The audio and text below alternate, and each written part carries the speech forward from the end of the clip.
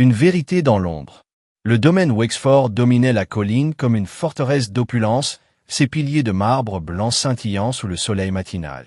À l'intérieur, des lustres en cristal taillé projetaient des arcs-en-ciel sur les parquets cirés et des tapisseries anciennes ornaient les couloirs aux accents dorés.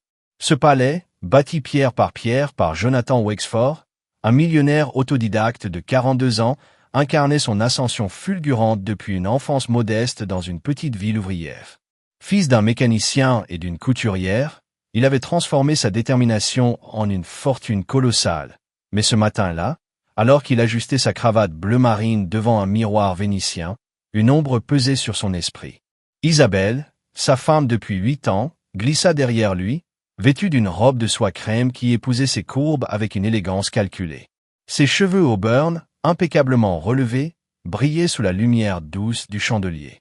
Dans une flûte de cristal, elle sirotait un jus d'orange, son regard fuyant légèrement celui de Jonathan. « Ne sois pas en retard pour la réunion du conseil, chérie, dit-elle avec un sourire qui semblait plus mécanique que chaleureux. Tu sais qu'il s'effondre sans toi. Jonathan esquissa un sourire, mais son regard s'attarda. Ces derniers mois, Isabelle était devenue distante. Ses appels téléphoniques s'étiraient tard dans la nuit, ses réponses étaient vagues, et ses absences, justifiées par des déjeuners d'affaires ou des œuvres caritatives, se multipliaient. Il chassa ce malaise, attrapa sa mallette en cuir noir et se dirigea vers la porte latérale, réservée à son usage exclusif. Dehors, la Bentley noire l'attendait, son chauffeur en livrée prêt à l'emmener à son empire financier. Mais en franchissant l'arche de pierre sculptée, Jonathan s'arrêta net. Une petite silhouette se tenait à l'ombre des colonnes, près de l'entrée des domestiques. Une fillette d'environ 6 ans, la peau d'ébène, vêtue d'une robe grise déchirée et d'un tablier blanc en lambeaux. Un foulard élimé, noué autour de ses tresses poussiéreuses, laissait entrevoir des mèches rebelles.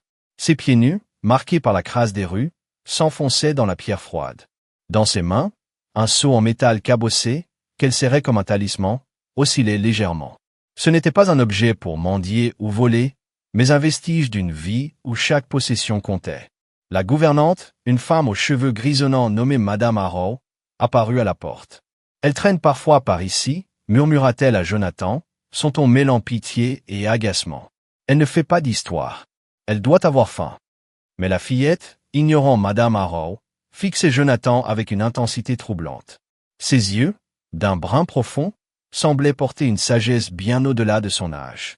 Jonathan s'approcha lentement et s'accroupit à sa hauteur, sa mallette posée sur le sol. « Comment vous appelez-vous » Elle détourna le regard, fixant un point invisible au loin, puis revint à lui. « Mera » répondit-elle dans un souffle, sa voix à peine audible dans la brise matinale. « Mera » répéta Jonathan, sa voix douce mais ferme. « As-tu besoin de nourriture? D'un abri » Elle secoua la tête, ses tresses dansant légèrement.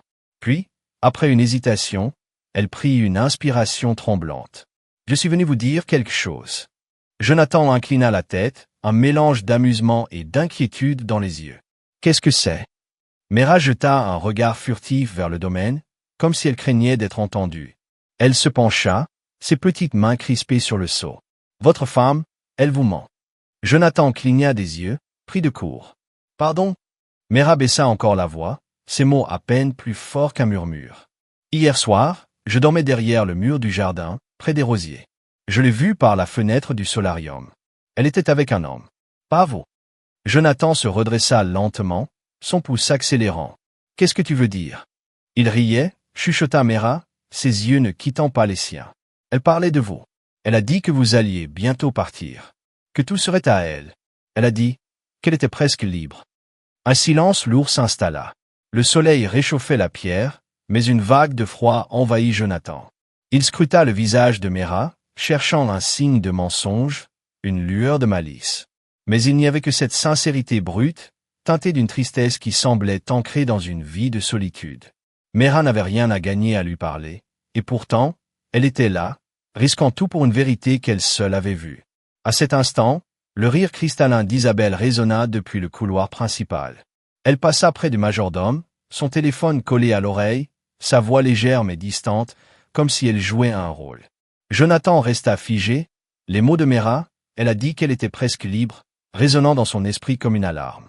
Il se tourna à nouveau vers la fillette. « Pourquoi me dis-tu ça ?» Mera releva le menton, sa voix calme et ferme. « Parce que personne ne croit les filles comme moi.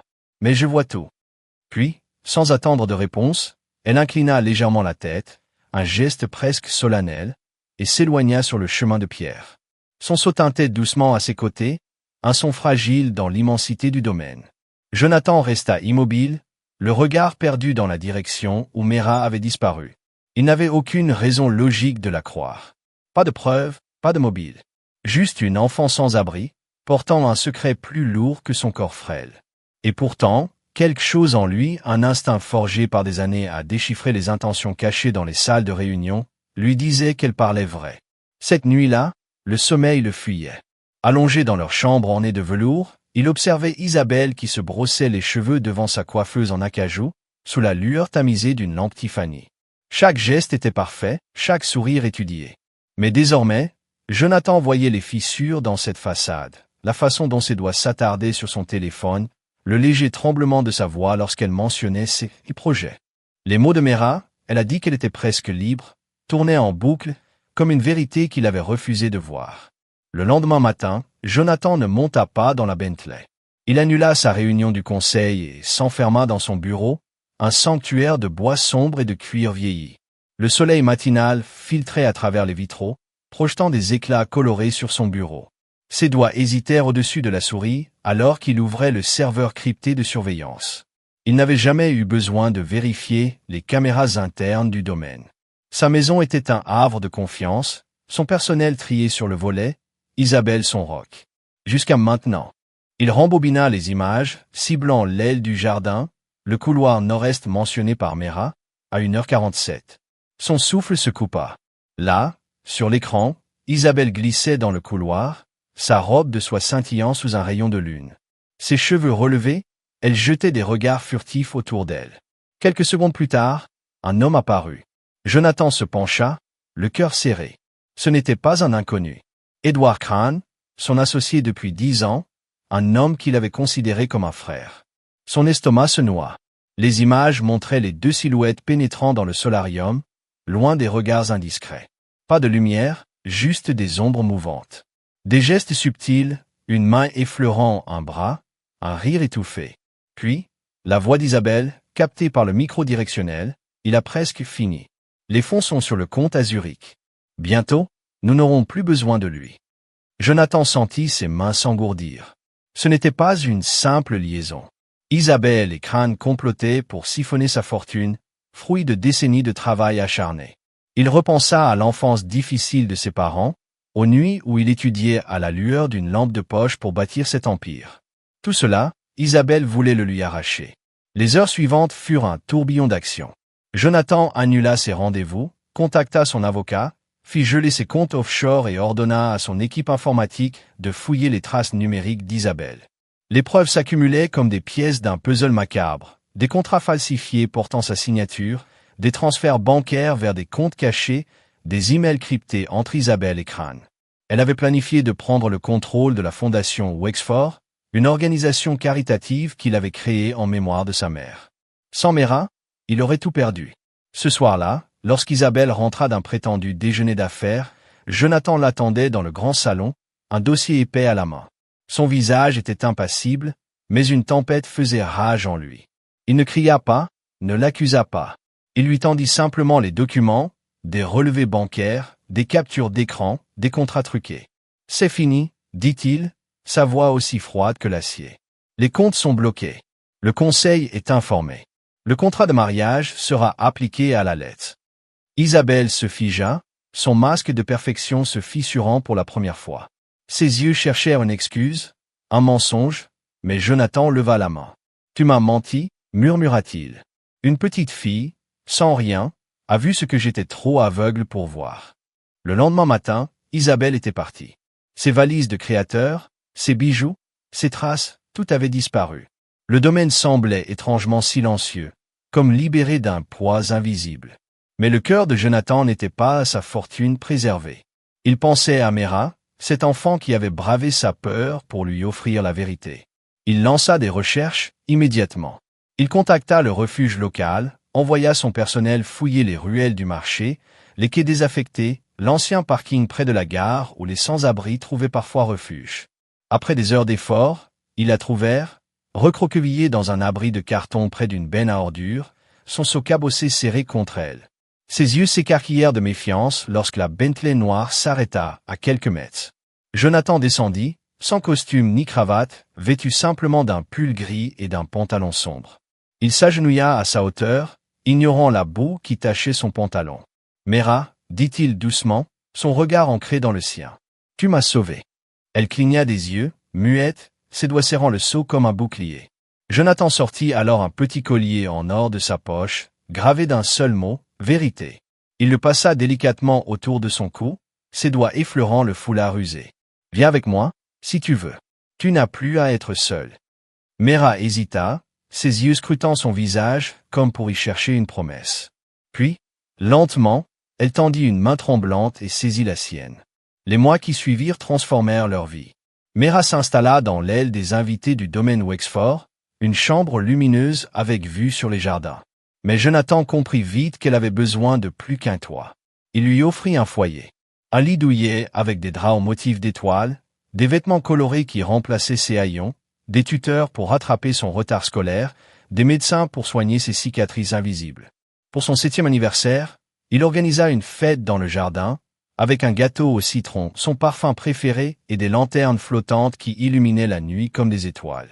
Il apprit à connaître Mera. Elle adorait les constellations, qu'elle nommait avec une précision étonnante, apprise en observant le ciel depuis les rues. Elle dessinait des soleils souriants sur des carnets qu'il lui offrait, refusait toujours de porter des chaussures, et riait aux éclats en croquant des tranches de citron. Pour la première fois, elle n'était plus une ombre dans la foule. Elle était vue, entendue, aimée. Un an plus tard, dans un bureau baigné de lumière, les papiers d'adoption furent signés. Mera Wexford devint officiellement sa fille. Lors de la célébration dans le jardin, sous un ciel étoilé, les invités, amis, collègues, membres du personnel, levèrent leurs verres. Jonathan, tenant la main de Mera, prit la parole, sa voix tremblante d'émotion. Le monde la voyait petite, insignifiante. Mais elle a vu ce que personne d'autre n'a vu. Elle m'a donné la vérité, et je passerai le reste de ma vie à lui offrir tout ce qu'elle mérite, un foyer, un avenir, une famille. Mera, serrant son seau désormais décoré de stickers d'étoiles, leva les yeux vers lui. Pour la première fois, un sourire timide éclaira son visage, comme une étoile perçant l'obscurité. Si vous avez aimé cette histoire, n'oubliez pas de mettre un j'aime et de vous abonner pour découvrir d'autres histoires émouvantes, dramatiques et inattendues. Dites-nous dans les commentaires d'où vous nous regardez. Nous sommes ravis de vous lire. À bientôt. Restez curieux et continuez à regarder.